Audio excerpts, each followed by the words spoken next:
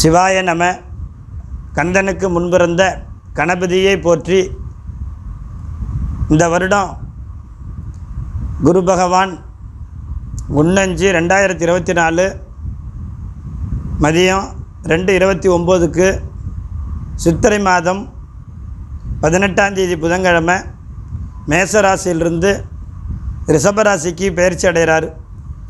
தேவகுருவான குரு தன் ராசி ரிஷபராசிக்காரங்களுக்கு அசுரகுருவான 2ஆம் இடத்துக்கு வருவதனால பாதகம் ஒன்றும் பண்ணாது.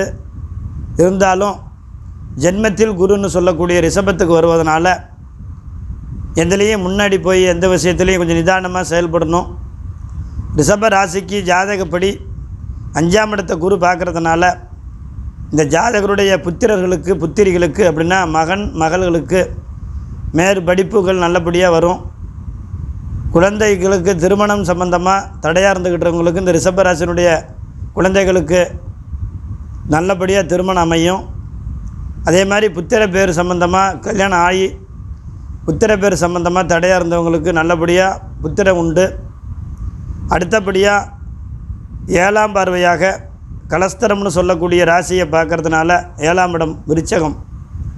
இந்த ராசிக்காரருக்கு திருமணம் நடக்காமல் இருந்தவங்களுக்கு இந்த ஆண்டு கண்டிப்பாக நல்லபடியாக ஆண் பெண் 2 பேருக்கும் நல்ல மகிழ்ச்சிகரமாக சுப நிகழ்ச்சிகள் குடும்பத்தில் கைகூடும்.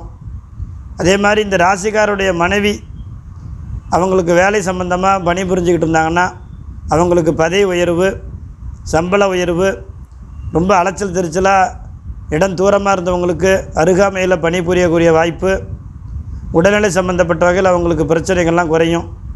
அதே மாதிரி பெண்கள் ரிஷபராசியாக இருந்து 7ஆம் இடத்தை குரு பார்க்குறதுனால அவருடைய கணவர்கள் வேலை பார்க்குற இடத்துல நல்ல பிரச்சனைகள் குறைஞ்சி அவங்களுக்கு உடல்நல பிரச்சனைகளுக்கு ஜாதகப்படி தீர்வு வந்து அவங்களுக்கும் வேலை வாய்ப்பில் பணி உயர்வு, சம்பள உயர்வு, ரொம்ப தூரமாக இருந்தவங்க அருகாமையில் வேலை வரக்கூடிய வாய்ப்பு இந்த ஜாதகப்படி உண்டு.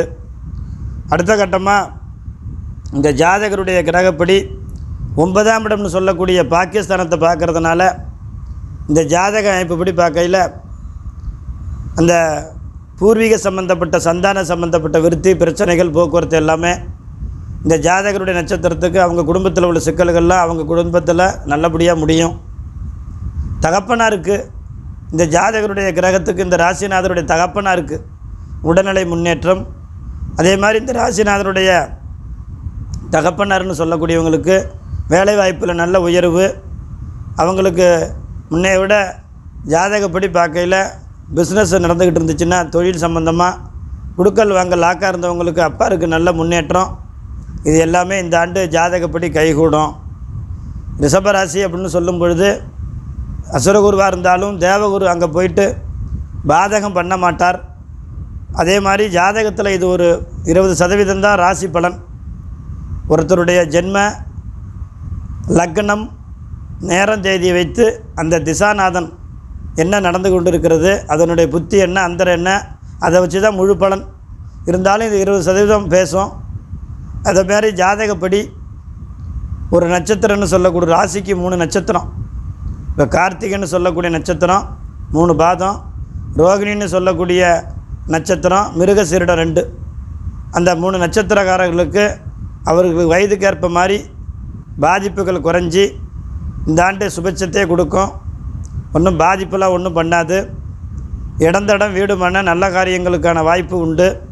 கடன் ரணரண பிரச்சனைகள் இந்த ஆண்டு ஆவணிக்கு மேலே எல்லாமே நல்லபடியாக மாறும்.